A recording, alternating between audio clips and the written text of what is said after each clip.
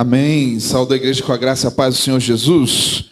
Bom dia, queridos. Andar na luz do Senhor Jesus é um privilégio, uma oportunidade dada pelo próprio Deus. Andarmos iluminados pelo Pai das luzes, livres de toda a treva e podendo experimentar transformação genuína e verdadeira, transformação que só o Senhor Jesus pode nos dar. Amém? Querido, abra sua Bíblia em Marcos, capítulo 6. Nós vamos meditar sobre quebrantados para a missão. Marcos 6, 45 a 52. Quero começar com uma indagação a você. Você acredita em fantasmas? João acredita. Estamos tentando trabalhar isso nele. Às vezes ele acorda à noite, papai, estou com medo. Mas será que nós não temos fantasmas que nos assombram e nos impedem de ver a luz de Jesus? E eu não falo aqui de fantasmas, como a crença popular diz que são almas ou espíritos de pessoas falecidas ou seres que podem aparecer para você de maneira visível ou através de outras manifestações. É possível que tenham pessoas que creiam mais em fantasmas do que no poder transformador de Cristo. E eu não estou falando aqui desses seres. Falo de fantasmas que podem aparecer e fazer você não ver os milagres que Jesus quer fazer em você e através de você. Situações na qual nos entusiasmamos no mundo e que são passageiras, coisas que podem prender nossa atenção e não nos fazer enxergar o poder transformador de Jesus. Você crê em Cristo, meu irmão? Você crê no poder transformador de Jesus? Você crê no comissionamento da igreja? Então, se a igreja crê no que Jesus pode fazer, talvez seja preciso nessa manhã nós retirarmos alguns fantasmas que têm impedido o nosso coração de estar quebrantado para a missão. Vamos ler, queridos. Marcos 6, 45 a 52 diz assim: Logo a seguir, compeliu Jesus e os seus discípulos a embarcar e passar adiante para o outro lado, a Betsaida, enquanto ele despedia a multidão. E tendo-os despedido, ele subiu ao monte para orar. Ao cair da tarde, estava o barco no meio do mar, e ele estava, Jesus, sozinho em terra. E vendo-os em dificuldade a remar, porque o vento lhes era contrário, por volta da 4ª vigília da noite, veio ter com eles, andando sobre o mar. E queria tomar-lhes a dianteira. Eles, porém, vendo andar sobre o mar, pensaram tratar-se de um fantasma, e gritaram, pois todos ficaram aterrados à vista dele. Mas logo Jesus lhes falou: Tenham bom ânimo, sou eu, não temam. E subiu para o barco para estar com eles, e o vento cessou. E ficaram entre si atônitos, porque não haviam compreendido o milagre dos pães, antes o seu coração estava endurecido. Pai, só Tu pode transformar o nosso coração, só Tu pode tirar as barreiras do entendimento a respeito das Tuas coisas. Só o Senhor pode falar ao profundo de cada um aqui.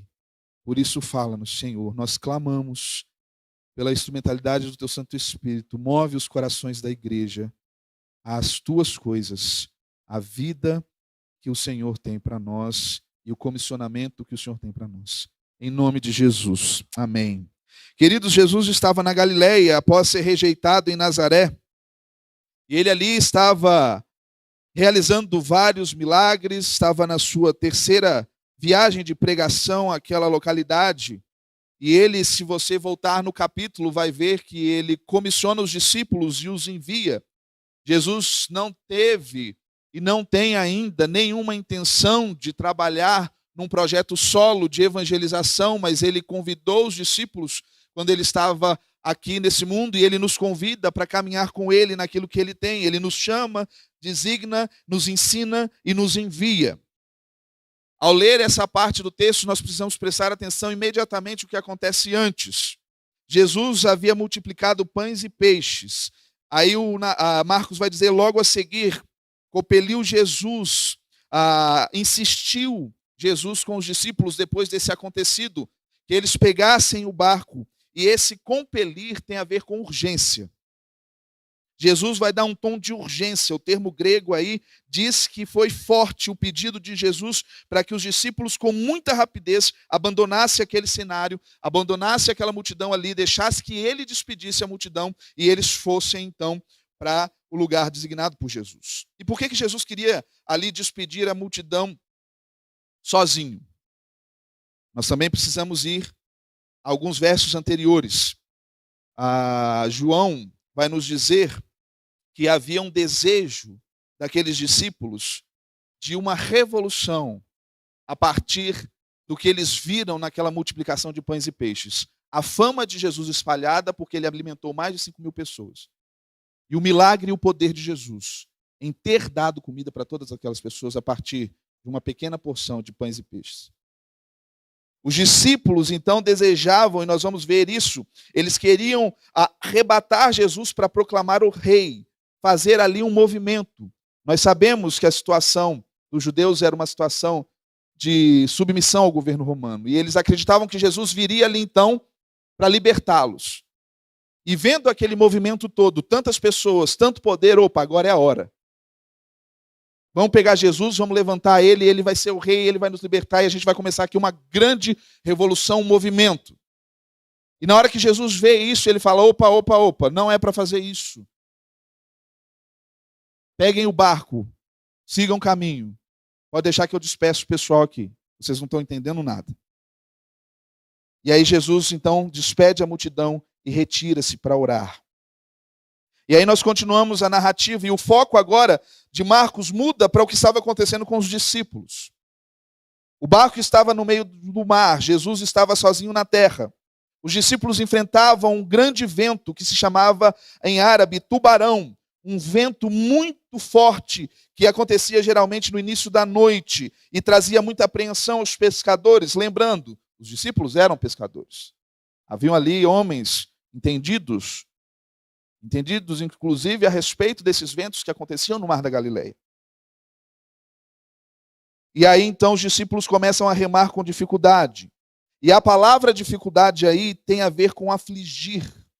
Significa um tormento de possessão demoníaca, de contração de parto. Essa dor eu não vou saber. Só as mulheres sabem que tipo de dor é essa. De sofrimento no inferno, a mesma palavra utilizada em Apocalipse 14:10, e de uma tormenta de uma alma justa forçada a viver no meio dos injustos. A mesma palavra Marcos utiliza para dizer o tormento que aqueles discípulos estavam vivendo ali, diante daquele vento. A força que eles precisavam ali para conseguir colocar o barco em situação de proteger-lhes a vida diante da força daquele vento. Jesus vê o que estava acontecendo e vai então em alta madrugada, Marcos vai dizer na 4ª vigília da noite, entre 3 da madrugada e 6 da manhã, e olha para aqueles homens lutando com aquele vento com compaixão, mesma compaixão que ele olhou para aquelas pessoas com fome e deu-lhes de comer. E ele então tenta passar ao ponto deles, tomar a dianteira, e ele vai andando sobre o mar, e é andando sobre o mar mesmo. Da mesma forma que ele disse que o barco estava no mar e Jesus estava sobre a terra, a mesma palavra ele usa para falar que ele estava andando sobre o mar. E aí aqueles discípulos ficam atemorizados e gritam, é um fantasma. Não reconhecem Jesus vindo. Não percebem que Jesus era aquele que estava andando sobre o mar. E aqueles homens já tinham visto, irmãos, muitos milagres. Listei aqui 19 milagres anteriores a essa situação que eles viveram. 19 milagres que eles haviam testemunhados, transformação de água em vinho, cura da filha de um oficial em Cafarnaum, expulsão de um espírito maligno de um homem em Cafarnaum, cura da sogra de Pedro, cura de enfermos e oprimidos, pesca milagrosa no lago de Genezaré, Jesus limpa um homem da lepra, cura do servo paralítico e tantos outros. Eles não tinham por que temer. Não tinham por que reconhecer que Jesus poderia estar ali andando, sim, sobre as águas. Afinal de contas, ele tinha pego 5 pães e 2 peixinhos e transformado em comida para mais de 5.000 pessoas. Por que duvidar que Jesus poderia andar sobre as águas? E Jesus precisou então lembrá-los, olhem, tenham coragem, sou eu. Tenham bom ânimo, sou eu, não temas, não temas. E esse sou eu É o mesmo sou eu que Deus diz a Moisés, eu sou o que sou. Jesus diz para aqueles homens, sou eu que estou aqui. E eu tenho poder para fazer isso. Eu sou o Senhor. E aí ele sobe para o barco, a tempestade se acalma, aqueles discípulos ainda perplexos, atônitos, sem compreender, seus corações estavam endurecidos. Quando você pega a narrativa correlata em Mateus e João, você vai ver que ali Pedro ainda pede a Jesus para se encontrar com ele. Marcos não trata sobre isso. Mas eles ali se preocupam com o fantasma que havia surgido, não com Cristo poderoso. E diz que o coração deles estava endurecido. Eles não compreendiam o que viam e o que estavam vivendo. Queridos, desde que no proto-evangelho em Gênesis, Deus promete uma solução para o pecado, o diabo tem tentado distrair os homens a respeito daquilo que Deus tem a fazer e fez em Cristo Jesus na cruz. E desde que Cristo esteve no mundo e hoje nós temos acesso à sua palavra, aos relatos bíblicos a respeito do poder de Jesus, homens controlados pelo inimigo das nossas almas têm tentado racionalizar o que Cristo pode fazer. Um interesse intenso de dizer, não creiam em Jesus, não creiam no que ele pode fazer. Tem tentado levantar leis da natureza, teorias improváveis, explicações racionais, talvez até ilógicas, para poder dizer sobre o que Jesus pode fazer, sobre os milagres que ele pode fazer. O livro A Busca do Jesus Histórico, de 1906, vai documentar opiniões de vários estudiosos que julgam essa história, por exemplo, narrada em Marcos 6, que lemos, como uma ilusão de ótica causada por Jesus caminhando ao longo da praia, tentando explicar, não, Jesus não andou sobre o mar, ele andou lá na praia e os discípulos olhando aqui, vendo o mar, vendo a praia, acharam que Jesus estava andando sobre o mar. Ele também diz sobre a possibilidade de Jesus, na verdade, caminhar sobre um bolsão de areia e não sobre o mar. Intérpretes racionalistas querem dar uma razão racional a algo que é milagroso. Procuram um código a ser decodificado nos milagres, um enigma a ser resolvido. Querem limitar as possibilidades do Jesus que realiza milagres e quer fazer milagres no coração do homem. E nós temos uma missão, queridos. Como igreja de Jesus, nós temos a missão de pregar o evangelho, de crer em Cristo Jesus, nos seus milagres, no que ele fez em nós e no que ele pode fazer através de nós. Mas nessa história, nesse acontecimento, nós vemos algumas atitudes que nós precisamos ter e que os discípulos não tiveram e que nos alertam para como está o nosso coração a respeito. Se estamos quebrantados realmente para viver a missão, porque cremos em Cristo Jesus, ou se o nosso coração está endurecido, como o coração daqueles homens, vendo tudo isso e ainda assim duvidando do poder de Cristo. E a primeira coisa que quero trazer à igreja, quebrantados para a missão, precisamos crer no milagre do pão da vida. Se você vai em João, no capítulo 6, e lê o que aconteceu depois, nós estamos em Marcos, mas se você vai ao Evangelho de João, capítulo 6, a partir do verso 22, e lê o que aconteceu depois, vejam só. No dia seguinte, a multidão começou a procurar Jesus. Onde está Jesus? Jesus estava aqui, não está mais. Onde estão os discípulos? Eles começam então esse momento de procurar, de saber onde estava Jesus, porque eles queriam mais pão, eles queriam mais comida. E aí eles encontram Jesus do outro lado do mar. E eles vão perguntar para Jesus o seguinte: mestre, quando o senhor chegou aqui? E Jesus vai responder. E aí Jesus aqui é perspicaz, porque sabia muito bem da intenção daquela pergunta. E ele vai responder assim para aquelas pessoas: em verdade vos digo, vós me procurais, mas vocês não estão me procurando porque vocês viram os sinais milagrosos, mas porque vocês comeram pão e vocês estão fartos, vocês querem mais pão. Trabalhem não pela comida, por esse pão que perece, que vocês comeram ontem, mas pelo que subsiste para a vida eterna, a qual o Filho do Homem vai lhes dar, porque Deus o Pai o confirmou como seu selo. Jesus vai dizer: olha, não creiam nesse pão aí que vocês estão comendo ontem, vocês comeram ontem e querem mais. Creiam no pão que o Pai lhe dá. E aí eles vão dizer para Jesus, mas Jesus, que faremos para realizar então essas obras de Deus? E aí Jesus vai responder, olha, a obra de Deus é esta, que vocês creiam naquele que por ele foi enviado. E aí eles vão perguntar de novo para Jesus, mas que sinais você faz então para que nós vejamos e creiamos em ti? Quais são os sinais? Eu fico perguntando assim, onde, né? Os olhos estavam tão na comida que não conseguiam ver o milagre, ainda estavam perguntando qual o sinal que poderiam ver. E eles falam assim, quais são os teus feitos? Os nossos pais, Moisés, eles comeram maná no deserto, como está escrito, deu-lhes a comer o pão do céu. E você, Jesus? Qual que é o sinal para que a gente creia em você? Por que deveríamos crer em você? E aí Jesus vai dizer, em verdade eu estou dizendo para vocês, prestem atenção. Não foi Moisés quem vos deu o pão do céu, o verdadeiro pão do céu é o meu Pai quem vos dá. Já para quebrar aquela religiosidade, vocês acham que é Moisés? Vocês acham que foram os pais? Vocês estão satisfeitos com essa afirmação, mas eu estou dizendo para vocês, não, foi o meu Pai que deu-lhes o pão. Porque o pão de Deus é o que desce do céu e dá vida ao mundo. Então eles perguntaram, ainda indagaram para Jesus, Senhor, então nos dá desse pão. E declarou-lhes Jesus, eu sou o pão da vida. O que vem a mim jamais vai ter fome, e o que crê em mim jamais vai ter sede. Porém, eu já vos disse que, embora me tenhas visto, vocês não estão crendo, e todo aquele que o Pai me dá, esse virá a mim, e o que vem a mim, de modo nenhum, vou lançá-lo fora. Porque eu desci do céu, não para fazer a minha vontade, e sim a vontade daquele que me enviou. E a vontade de quem me enviou é esta, que nenhum meu se perca, nenhum dos que eu perca de todos os que me deu.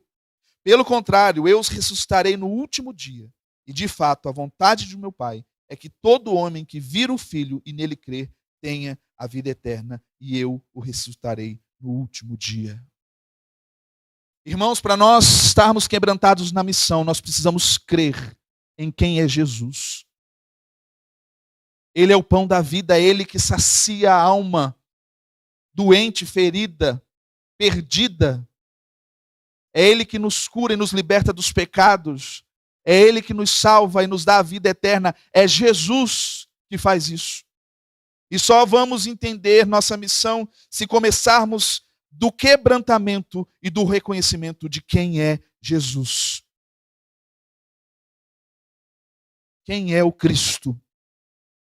O que ele pode fazer em você e através de você, em mim e através de mim. A segunda coisa que entendemos nesse relato de Marcos a respeito do quebrantamento para a missão é que a missão prossegue em agir como Cristo no repartir do pão da vida. A nossa missão é fazer o que o Cristo fez também. É nós agirmos conforme Cristo agiu. Somos seus discípulos e é preciso saber o que Cristo espera que façamos diante da multidão. Se nós formos ler exatamente em Marcos 6, antes, na narrativa da multiplicação de pães e peixes, nós vamos ver a atitude dos discípulos. E aí nós vamos já sabendo e construindo o entendimento como era o coração daqueles homens, a ponto de Marcos dizer que o coração deles era endurecido como o coração dos fariseus. Depois que eles retornam da missão que Jesus havia dado para eles, eles estavam descansando no barco, afastados. Mas ao desembarcar, Jesus vai ver aquela multidão, vai compadecer-se delas, porque eram como ovelhas que não têm pastor. E aí, declinando à tarde, os discípulos vieram e disseram para Jesus, olha, esse lugar é deserto, a hora já está avançando, despede esse povo para que eles possam comer ao redor das aldeias, que eles comprem para si o que comer, né, que eles resolvam a vida deles aí. Jesus olha com compaixão, mas os discípulos falam, eu preciso resolver a minha vida. Às vezes a gente é assim, né, irmãos? A gente olha para a situação, eu preciso resolver a minha vida. Eu dando certo, né? Cada um se vira. E os discípulos tiveram essa intenção. Eles estão com fome, eles estão aqui tem muito tempo, estão procurando o Senhor. Despede eles aí, Senhor, porque aí cada um se resolve na lanchonete, no McDonald's, tem um McDonald's novo aqui, só virar aqui a esquina. Cada um resolve o que tem que fazer. Mas esse não era o coração de Jesus, não era a intenção de Jesus. Jesus se direcionava para aqueles homens e mulheres famintos, porque via o coração deles, não só a situação do estômago, mas sabia a situação do coração. Cristo se importava com aquelas pessoas e os discípulos não se importavam com a situação do coração delas. E, queridos, para nós cumprirmos a missão, nós precisamos ter a mesma expectativa que Cristo teve a respeito das pessoas que têm fome e sede da presença dele, de transformação. Nós precisamos olhar com o mesmo olhar que Jesus olha, não com o olhar dos discípulos. E às vezes nós, como igreja, estamos mais preocupados em olhar as nossas necessidades e não aquilo que o mundo está precisando. Quando o próprio Jesus diz, é melhor dar que receber.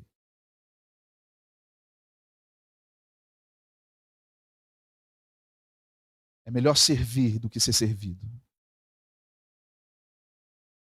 Deus não nos dá o que temos para gastarmos os nossos próprios prazeres, mas honrá-lo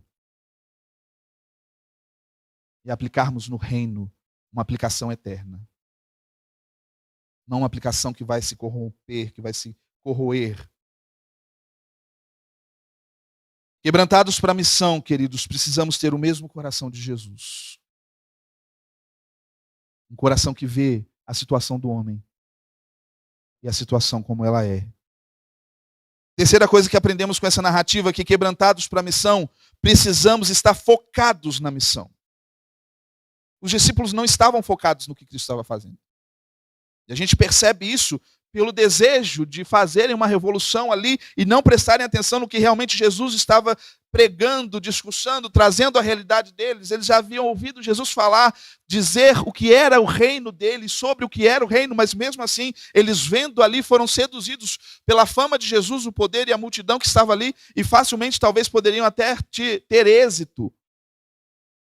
Mas não era esse o êxito que Jesus buscava. Não era esse o êxito que Jesus esperava daqueles homens que estavam ali. Eles precisavam entender que o que Jesus queria era a vinda do reino espiritual, não de um reino terreno. E às vezes, queridos, nós podemos desfocar na missão que nós temos como crentes e como igreja, quando o nosso ego, os nossos anseios, e às vezes até os nossos bons desejos falam mais altos do que o reino de Deus no nosso coração. Às vezes até cheios de boa iniciativa, mas que no fim não declaram a missão que nós temos como igreja, que é pregar o evangelho. Meus irmãos, a missão da igreja é pregar, é fazer discípulos, é dizer a esse mundo como testemunhas vivas, que exige salvação para todo aquele que nele crê, para que não se pereça. E nós precisamos quebrantar o nosso coração, nos envolvendo na missão de forma correta. Certo autor vai dizer que o poder corrompe, e a igreja não está livre dessa corrupção. A vida de Jesus foi uma vida itinerante, voltada aos que precisavam, uma vida peregrina, e a vida da igreja é uma vida peregrina. Ela não está assistindo o que está acontecendo no mundo, mas ela está se envolvendo com as situações reais dos homens e mulheres que precisam ser alcançados. Não estamos assistindo apenas, somos aqui agentes de transformação via poder do Evangelho, via poder de Jesus Cristo. Por isso precisamos estar focados em Cristo e no que Ele está fazendo. A quarta coisa que precisa quebrantar o nosso coração nessa missão, meus irmãos, é que quando nós não estamos focados, Jesus manda a gente para o mar. Ele manda a gente para a tempestade, para a gente entender quem Ele é e quem nós somos e o que nós precisamos fazer. E foi isso que Jesus fez. Depois de tantos milagres, ele olhou para aqueles discípulos e falou assim, vocês não estão entendendo nada, então peraí que eu vou fazer um negocinho com vocês aqui, rapidinho. Pega o barco aqui, vai para Betsaida, me encontra lá. É hora que a gente fala assim com o filho, né? Em casa a gente conversa. Me encontra ali daqui a pouco. A gente vai resolver esse probleminha. E Jesus permite, porque Ele sabia de todas as coisas, que uma tempestade de tamanha força atingisse aquele barco, para que aqueles homens começassem a entender quem era Jesus. Porque mesmo depois de tantas coisas acontecidas, tantos milagres, eles ainda não entendiam. Irmãos, quanto tempo nós vamos ficar na tempestade até entendermos o que Jesus tem para nós e a comissão que ele tem para nós e quem ele é? Quanto tempo nós passamos nas tempestades da vida porque Jesus quer sacudir o nosso coração, para que a gente entenda o que nós temos que fazer. Mas nós permanecemos no barco, saltitando para lá e para cá, porque não queremos entender, porque somos orgulhosos o suficiente e às vezes até achamos que somos capazes de lidar com a tempestade. Porque talvez aqueles discípulos, por saberem sobre as coisas do mar, da pescaria, pudessem achar, não, eu dou conta aqui. Eu dou conta de levar a tempestade. Mas, queridos, enquanto nós não reconhecemos quem Jesus é, ele permite a tempestade para que a gente se quebrante, se quebre diante dele, para cumprir a missão que ele tem para nós, para refocar, para trazer de volta o entendimento, para nos mostrar o que ele tem para nós. O Salmo 119, verso 71, vai dizer, foi-me bom ter eu passado pela aflição, para que eu aprendesse os teus decretos. É bom a gente passar pela tempestade. Porque é melhor passar pela tempestade e sair curado dos nossos próprios enganos, do que não passar pela tempestade e achar que Jesus é um fantasma. E achar que as coisas do reino são coisas que não têm nenhum tipo de importância. Porque você está se interessando muito mais por coisas mentirosas dessa vida, que são os fantasmas. É óbvio que ninguém aqui acredita em fantasma, né, irmãos? Se acreditar em fantasmas, depois a gente conversa. Mas existem fantasmas que nos fazem não ver a vontade de Jesus para a nossa vida. Para sermos testemunhas do seu poder transformador, é preciso muitas vezes vê-lo andar sobre o mar e reconhecer o seu poder. Deixar de olhar para o seu próprio coração e passar a enxergar Cristo. Passar a enxergar a missão. Mas, queridos, ainda assim, depois de todas essas oportunidades de quebrantamento que Deus nos dá, reconhecê-lo como o pão da vida, estar com ele na missão, perceber o seu coração, estarmos refocados naquilo que ele precisa, redirecionados, ainda assim o nosso coração pode estar endurecido, porque foi o que aconteceu com aqueles discípulos. Eles ficaram atônitos, não haviam compreendido ainda o milagre dos pães. Antes o seu coração estava endurecido. Viram tantas coisas, viram tantos milagres, poderiam ali estar celebrando o poder do Senhor Jesus transformador, mas a cegueira espiritual dos seus corações, e é uma dureza de coração, como eu disse, semelhante aos fariseus, eles não conseguiam enxergar quem é Jesus, não conseguiam entender a oportunidade de cumprir com imenso privilégio e responsabilidade o enviar, o trazer do evangelho, o viver a palavra viva ali. Eles continuaram endurecidos. E, queridos, será que nós não estamos ainda endurecidos? Mesmo diante de tudo que Deus tem feito na nossa vida? Mesmo diante de tudo que o Senhor tem realizado na nossa história? Um coração quebrantado é um coração totalmente entregue nas mãos do Senhor, sem resistência, desejosos de ser moldados por Deus em todas as nossas áreas. Será que temos esse coração quebrantado ou nosso coração está endurecido? Nos falta quebrantamento? Será que estamos endurecidos pela rotina da vida, pela rotina da igreja, pela rotina das coisas desse mundo? Talvez pela retórica, isso não é comigo. Esse pastor aí fica falando de missões toda vez que prega. Esse negócio não é comigo. Estou tão cansado. Por que não foi uma mensagem sobre como ter confiança em Deus em momentos difíceis? Por que não foi uma mensagem sobre a bênção de Deus? Não sei. É essa aí que você está querendo.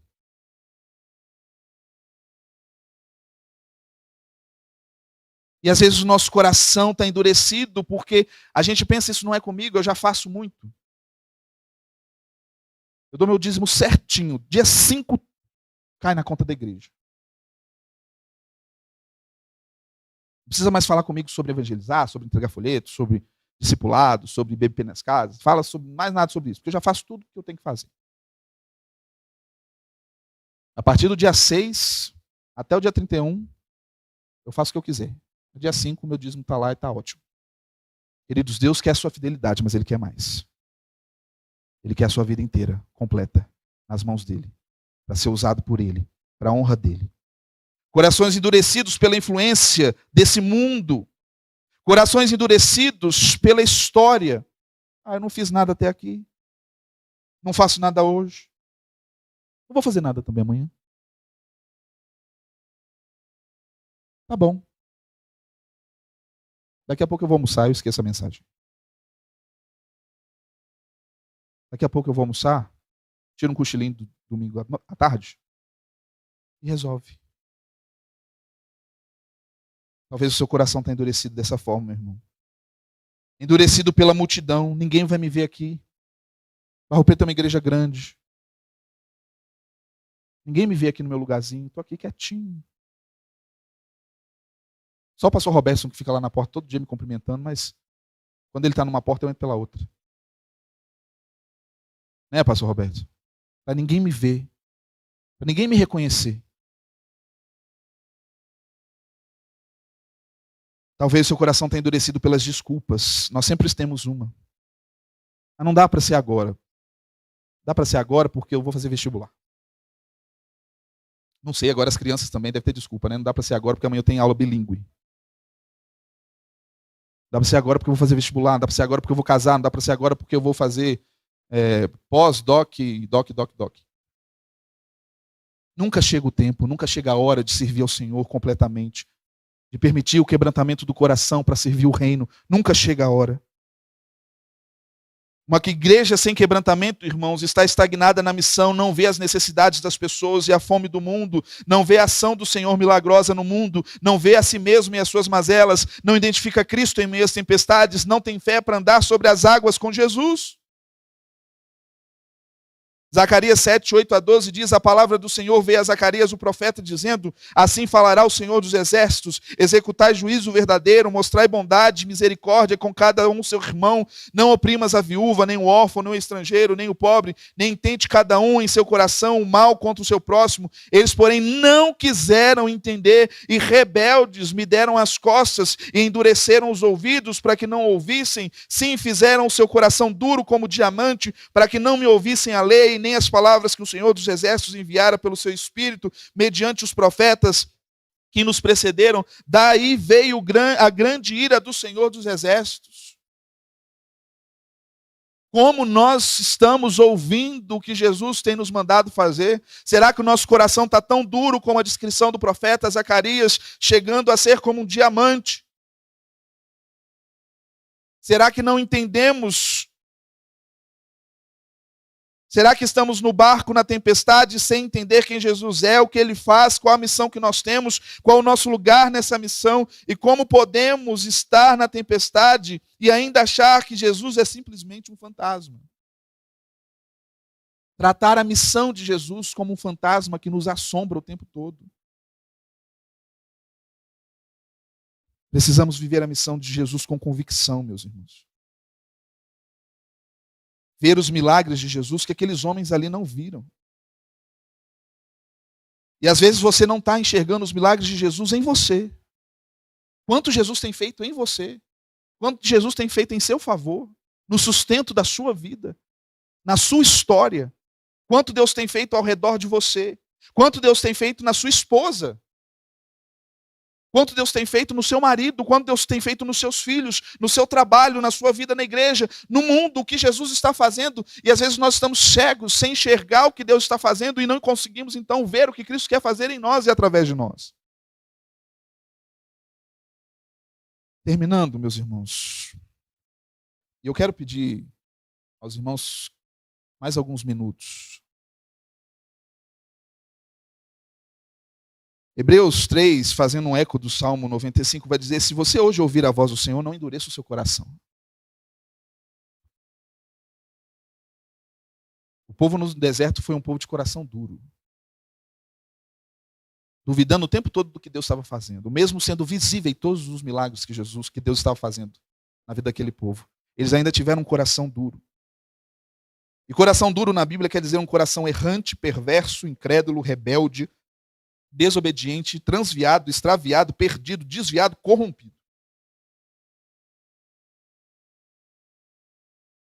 Se Jesus falar com você, não tenha um coração duro. Se ouvirdes a voz do Senhor, não tenha um coração duro. Porque a dureza do coração é gerada pelo pecado. Hebreus 3:13 vai dizer, 12:13, tende cuidado, meus irmãos, jamais aconteça de haver em qualquer de vós perverso coração de incredulidade que vos afaste do Deus vivo. Pelo contrário, se exortem mutuamente cada dia nós devemos falar um para o outro, não tenha o coração duro, tá com máscara aí, fala para o outro, não tem coração duro, irmão. É um exercício, irmãos, vamos lá. Fala para o irmão aí do seu lado, não tem um coração duro, não tem um coração duro. Exorta o irmão aí, não tem um coração duro. E durante o tempo que se chama hoje, a fim de que nenhum de vós seja endurecido pelo engano do pecado. Um coração quebrantado é um coração obediente à missão. Sacrifício que agrada a Deus é um espírito quebrantado, um coração quebrado, contrito, Deus não vai desperdiçar. Ele vai usar para levar a missão do evangelho ao mundo. É isso que ele vai fazer. Nós somos chamados a uma revolução espiritual que tem consequências visíveis ao mundo. Mas nós precisamos parar de ver fantasmas. E talvez o fantasma da sua vida é o seu trabalho, o fantasma da sua vida são suas redes sociais, talvez o fantasma da sua vida são suas desculpas, talvez o fantasma da sua vida são seus sonhos, talvez os fantasmas da sua vida são sua família. Um tanto de coisa que você coloca antes de ver Cristo. E ainda está gritando de medo. Senhor, me socorre, porque eu estou me afogando nas minhas próprias convicções e nas minhas próprias coisas. Mas Jesus nessa manhã nos diz, não temam, sou eu. Deixa Jesus quebrantar o seu coração para a realidade da cruz, do evangelho e do que nós temos a fazer nesse mundo, meus irmãos, porque Jesus está voltando. Porque, meus irmãos, se o mundo for piorar mais do que está, eu sou capaz de dizer, Jesus me leva. Porque está ruim demais. O negócio está difícil. Se você ainda não entendeu que as coisas estão se afunilando e que um cenário anticristo está se formando, abra os seus olhos espirituais e deixa Jesus te mostrar o que está acontecendo nessa geração corrompida e perversa, que já se esqueceu há muito quem é Deus.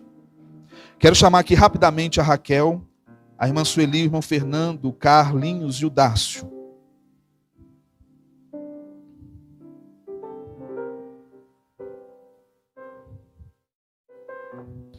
Queridos, nós temos dito muito à igreja, todas as oportunidades de fazer missões que a igreja tem disponibilizado. Eu entendo que o Ministério de Missões é um ministério que dá ferramentas para a igreja viver a missão dela no mundo. Eu não entendo que o Ministério de Missões é um ministério que faz sozinho. Que o pastor de missões faz tudo sozinho. Prega, evangeliza, vai nas congregações e faz tudo. É por isso que nesse mês nós vamos ter várias pessoas aqui falando sobre o momento de missões. Outros irmãos que estão envolvidos com missões também. E eu vou dar a oportunidade desses irmãos falarem sobre 4 coisas que nós temos feito a respeito de missões e que você pode se envolver. Quebrar o seu coração. Se envolva com uma coisa, irmãos. Não precisa se envolver com todas. Mas abre o seu coração para uma coisa. Se Deus disponibilize para uma coisa. Raquel, fala para a gente como tem sido o IBBP nas casas, na sua vida. Graça e paz, igreja. Há 22 anos atrás, o pastor Arlécio apresentou meu filho aqui. Então eu já frequentava a igreja há mais do que 22 anos. E eu sempre entrei, sentei, ouvi e ia embora. Até que um dia uma irmã, Anice, me viu muito triste, falou, Raquel, você está muito triste, o que está acontecendo? E eu falei com ela que eu estava atravessando um tempo de tribulação. Ela marcou com o pastor Arlécio uma reunião na sala dele, conversamos. Na outra semana eu recebi uma visita da irmã Nice, da dona Terezinha e da irmã Rosalda na minha casa. E passou um tempo, eu recebi um telefonema de uma pessoinha muito querida, Lana. e me convidou para participar de uma reunião às segundas-feiras, e ele mudou minha vida, pastor. Eu me batizei, e hoje eu sou membro, eu sou corpo, então mudou.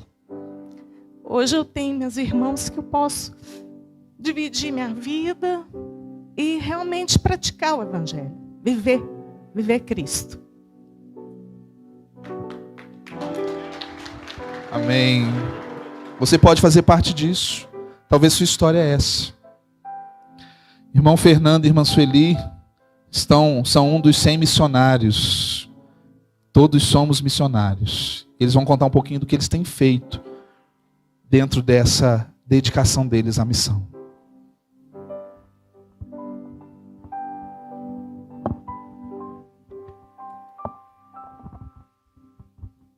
Como é bom estar aqui com os irmãos, participando nessa manhã, desse culto, né? Cantando hinos de louvor ao Senhor.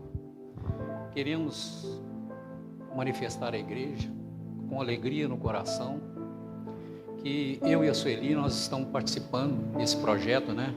Todos somos missionários.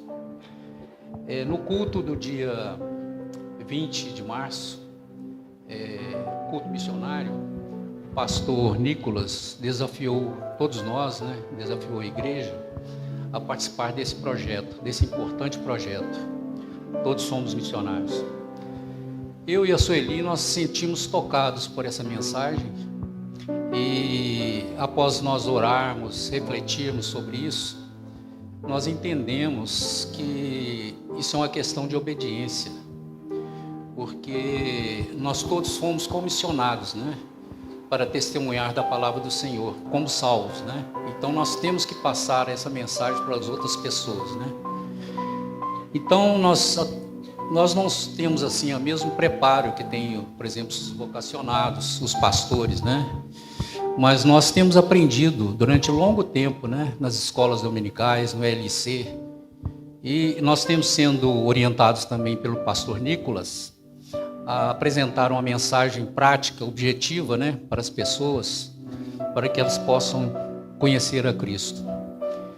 E nós entendemos também que o homem natural, né, conforme a palavra de Deus, o homem natural, ele não entende as coisas de Deus, né, porque elas se discernem espiritualmente.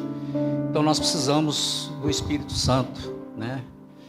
E o Espírito Santo é que convence do pecado, da justiça e do juízo. Então, existe 3 pessoas, né?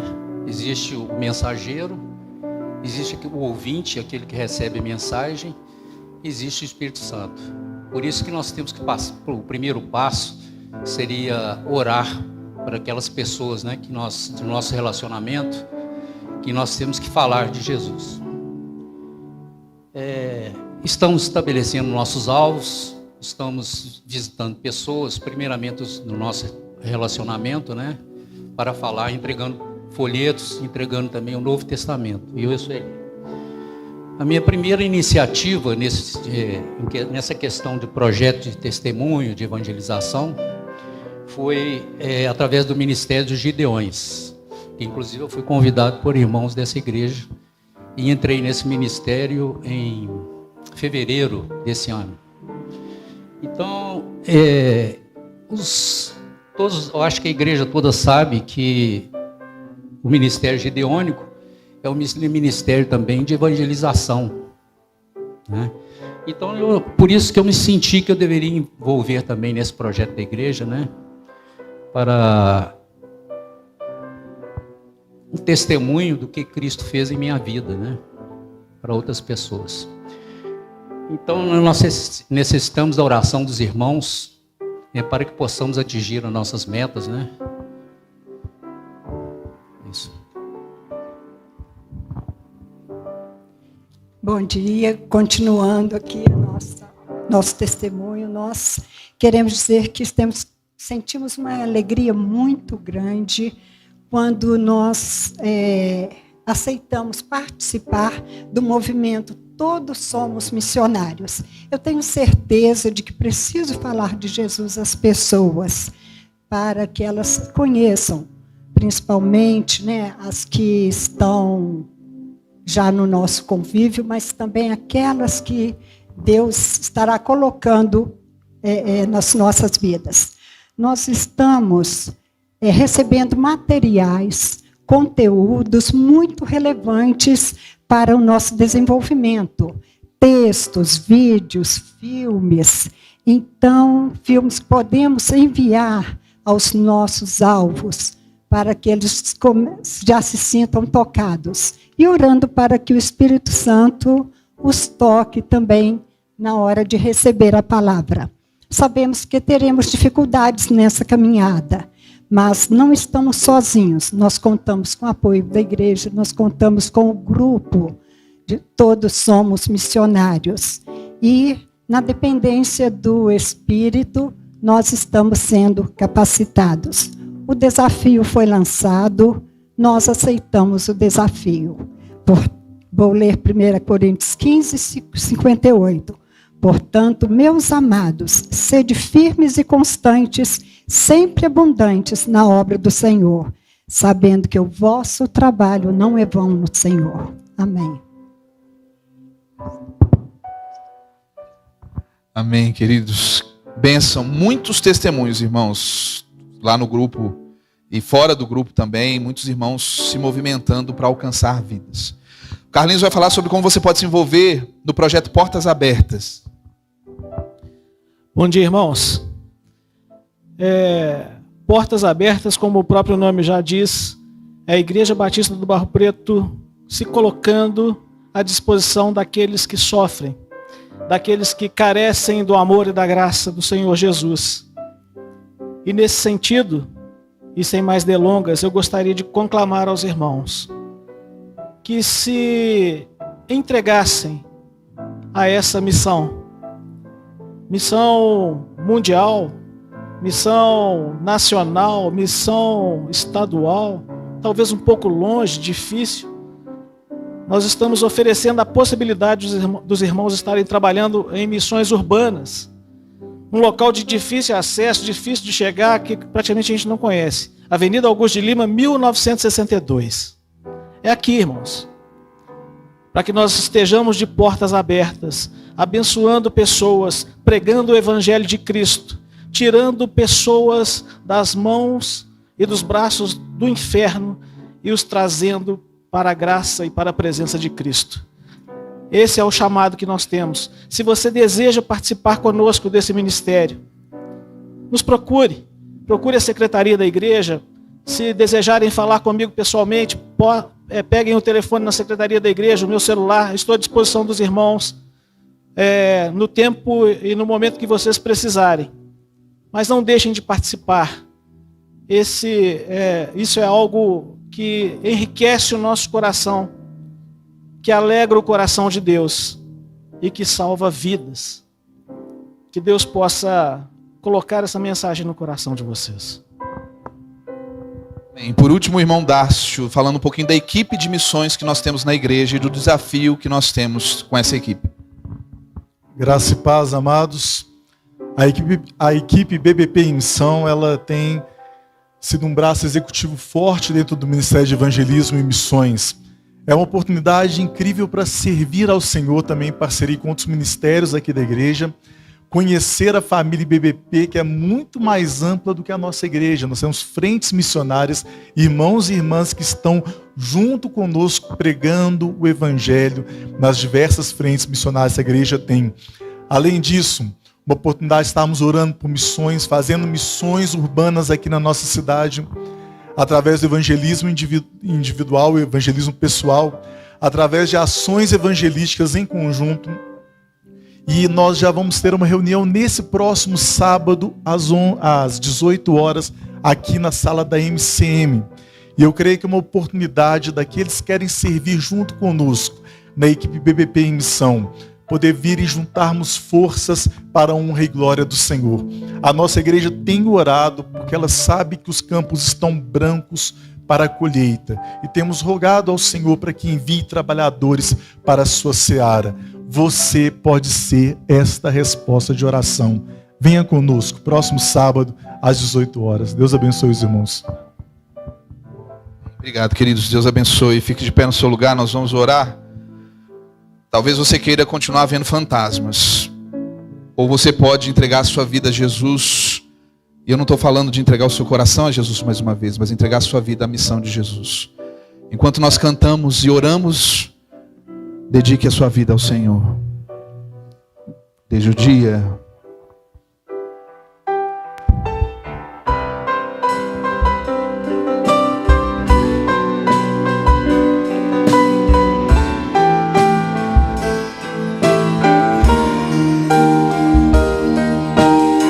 isso. Desde o dia em que aceitei Jesus, um mundo novo se abriu para mim. Não podia imaginar que Jesus fosse assim. Tantos sonhos já não valem mais. Os meus pecados eu deixei para trás. Quero andar em teus caminhos, Senhor. Neste mundo revelar o teu amor. Você pode dizer: como a chuva cai do céu, dando vida onde cair. Quero ser um mensageiro a te servir. Há tantas vidas pra salvar. Se não for por mim, por quem será? Eis-me aqui, Senhor. Eis-me aqui, Senhor.